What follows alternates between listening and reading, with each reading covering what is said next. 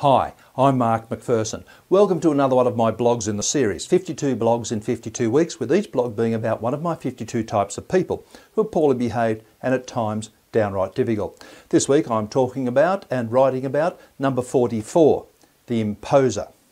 Now the imposer asks us to do things which are unreasonable.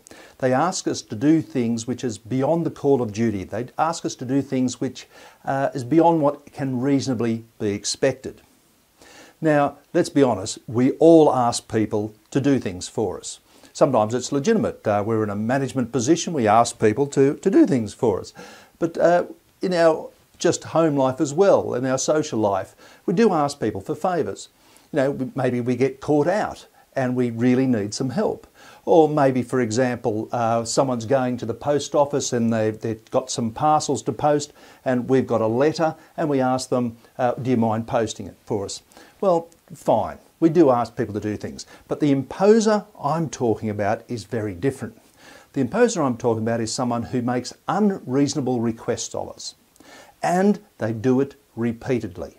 Unreasonable, and they repeat this unreasonable request or other unreasonable requests. They do it all the time. Now, the thing is, how do they get away with it? Well, the imposer is clever. You know, they catch us when we're vulnerable, or they create a situation which makes us vulnerable. You know, sometimes, for example, they don't even ask us properly. They just forge ahead and do whatever it is, and before we know what's happening, they're sort of, you know, imposed upon us.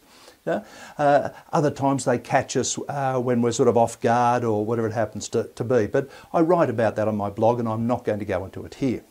But one thing I am going to go into is this.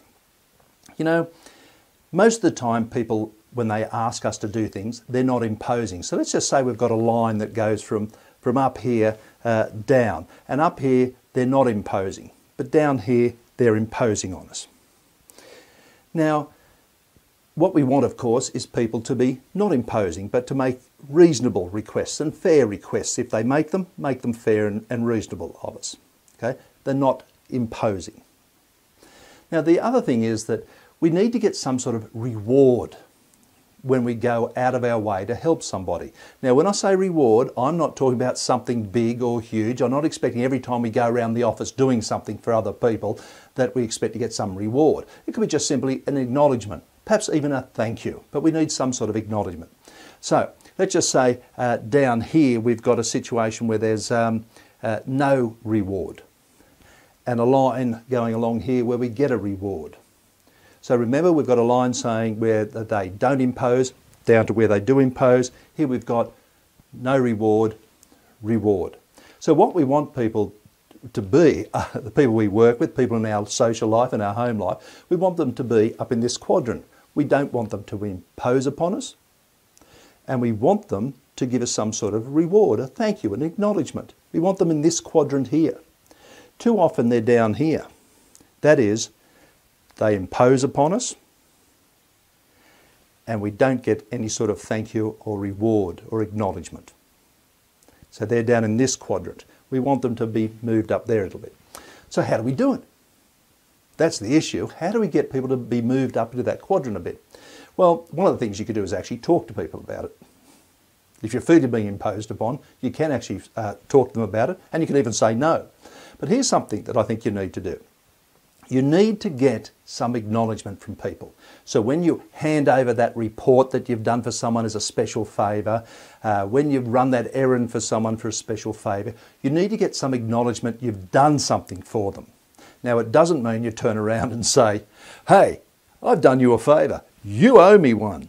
Now, of course not. That would be rude.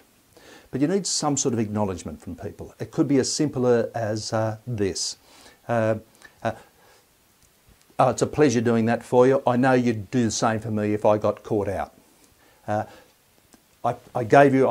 put that report on your desk. I hope it's to your satisfaction. It took me quite a bit of time to do it. Maybe you'll be able to return the favour someday. Now, I know for some of you that'll be too bold and too fierce and whatever.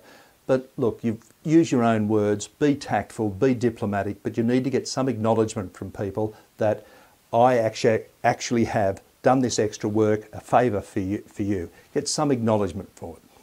Don't make a big deal of it, but you need to get something. Anyway, let's leave it there. If you want to talk about how to deal with the imposer or any of these other types of difficult people that I've documented, please give us a call. Let's have a chat. Just go to the contact page of my website. That's the easiest thing to do. There's a number of ways of getting in contact with me there. One of the easiest way is for you to go onto my online calendar. You book a time and day for me to call you and we can have a chat. Even if you just want to get something off your chest about some of these difficult people that you've met in your life, please. I'm happy to have a talk. Anyway, whatever you're doing, look after yourselves, look after your family. If you go to work, please look after your colleagues and your teammates. All the very best. See you later.